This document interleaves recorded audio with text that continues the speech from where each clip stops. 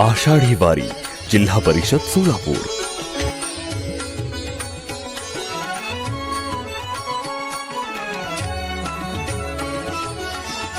आज वारी उत्साहानं आनंदानं सोलापूर जिल्ह्यामध्ये प्रवेश करते आणि जेव्हा प्रवेश करते तेव्हा सगळ्यात महत्त्वाचा स्वच्छतेचा मंत्र आपल्या सगळ्या वारकरी बांधवांसाठी महत्त्वाचा आहे। प्लास्टिकच्या बाटल्या असतील, प्लास्टिकचे पेपर पिशव्या असतील किंवा आपल्याला ज्या ज्या टाकाऊ वस्तू आहेत त्या योग्य ठिकाणी टाकल्या पाहिजेत। त्या साठवण्यासाठी काही ठिकाणे उपलब्ध आहेत, त्या ठिकाणी त्या टाकाव्यात। त्यासोबत आपण शौचालयाचा वापर करावा, स्नानगृहाचा वापर करावा आणि ही वारी स्वच्छ आणि निर्मल राहील अशा पद्धतीचा प्रयत्न आपण सगळ्या वारकरी बांधवांना करावा, अशा पद्धतीची विनंती सगळ्या वारकरी बांधवांना या निमित्तानं आहे।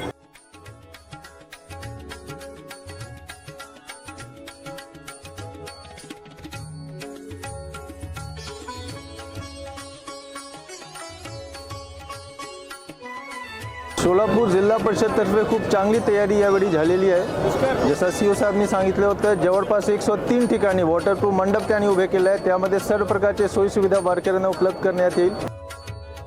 सेवासाठी जवळपास 400 फूट मसाजर माननीय पालकमंत्री साहेबांच्या संकल्पनेतून 400 फूट मसाजर त्या ठिकाणी उभे केले आहेत। तसेच कीर्तन भजनसाठी स्टेज पण तयार करण्यात आलेलं आहे। Mobile toilet, drinking water, Ahilyamata Holkar Hirkani कक्ष 155 ठिकाणी पूर्ण पालखी मार्गावर सोलापूर जिल्हा परिषदनी उभे केले आहे। त्यामध्ये स्तंदामातासाठी एक वेगळेच प्रायव्हसी चेंबर असेल, मोफतमध्ये सॅनिटरी पॅड डिस्पोजल मशीन असेल, इन्सिनरेटर असेल।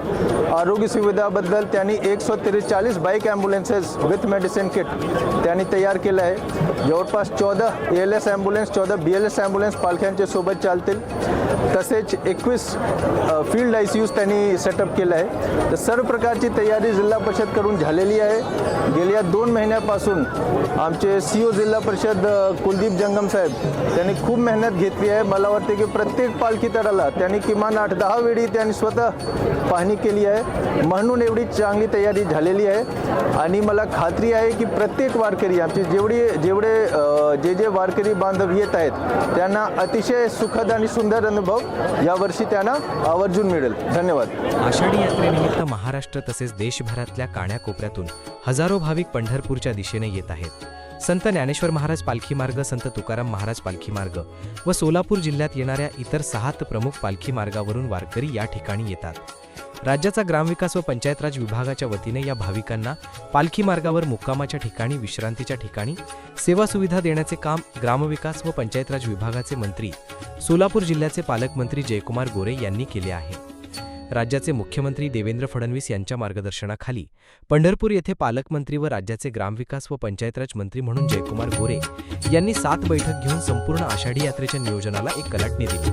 प्रत्येक पालखी मार्गावरच्या गावांना तसेच पंढरपूर शहर, मंदिर, वाळवंट या सर्व परिसराची स्वतः पायी चालत पाहणी करत योग्य नियोजन करून यात्रेचे पूर्वी एकूण 68 ठिकाणी महास्वच्छता अभियान राबवून या आषाढी यात्रेच्या पूर्वी स्वच्छतेच्या कामाने शुभारंभ केला।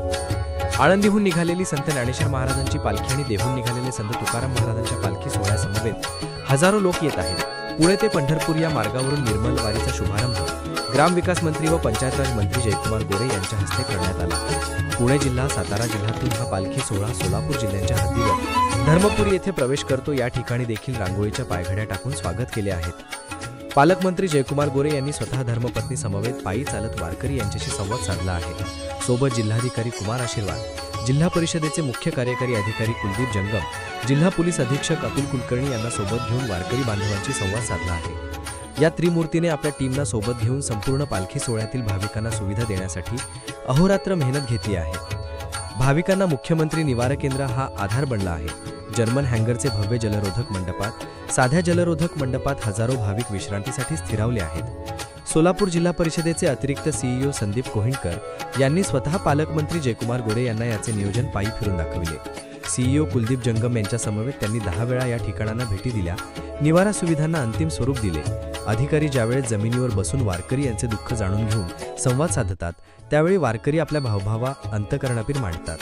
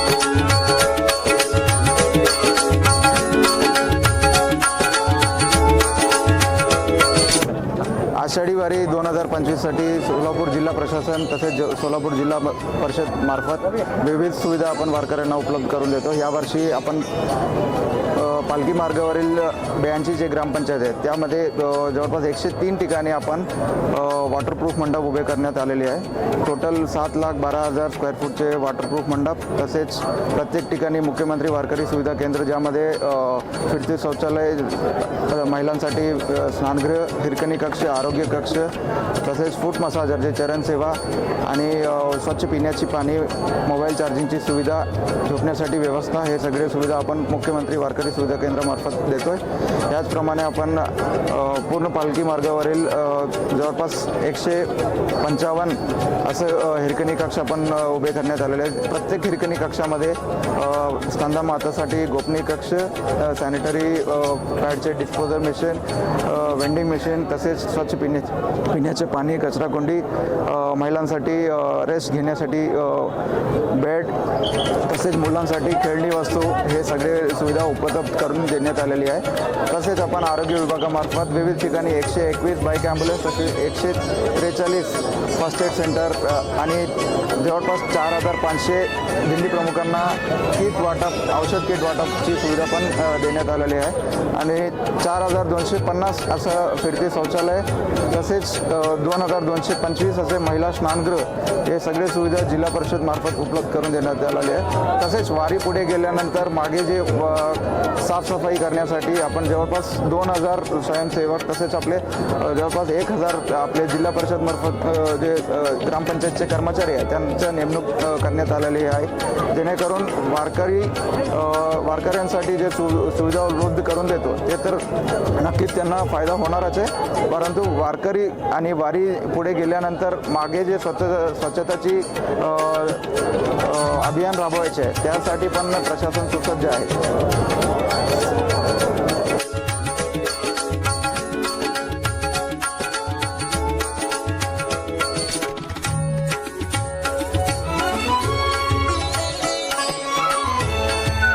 जीवाचा विचार करा आणि प्रत्येक सुगंधामध्ये, वाऱ्यामध्ये, ऑक्सिजनमध्ये मी आहे वापर करा.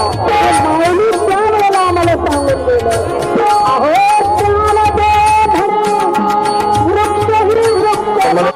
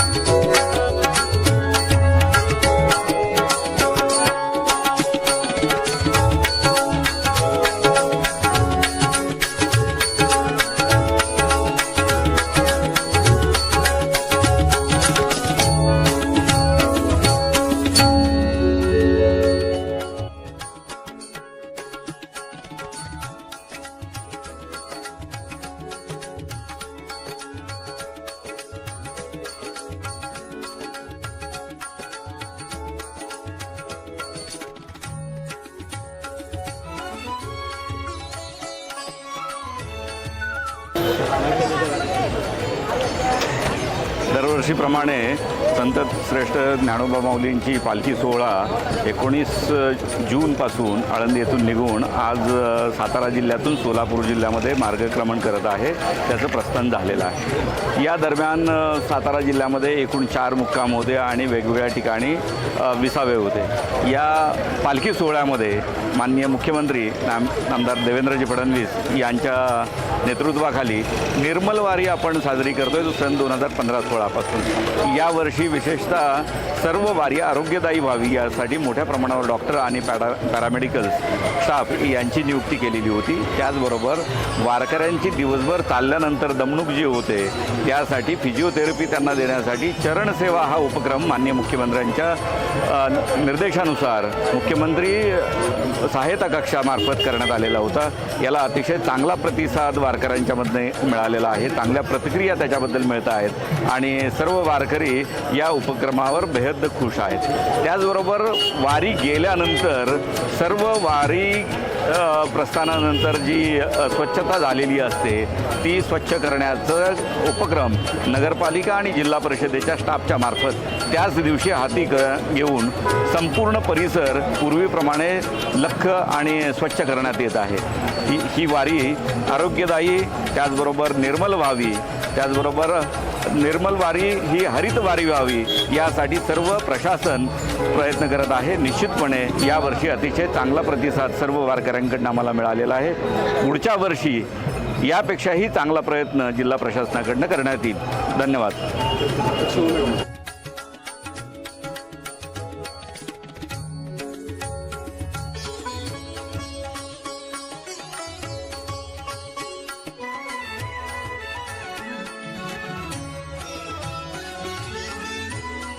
संत श्री तुकाराम महाराज पालखी सोहळा सातारा जिल्ह्यातून पार पडलेली आहे. याच्यासाठी ज्ञानेश्वर पालखी सोहळा सातारा जिल्ह्यातून पार पडलेली आहे. याच्यासाठी मी पूर्ण सातारा जिल्हा प्रशासनाच्या वतीने सगळ्यांच्या शुभेच्छा देते, अभिनंदन करते. आमच्या सातारा जिल्ह्यामधून 65 किलोमीटरचा प्रवास होता आणि 4 मुक्कामचं ठिकाण होता.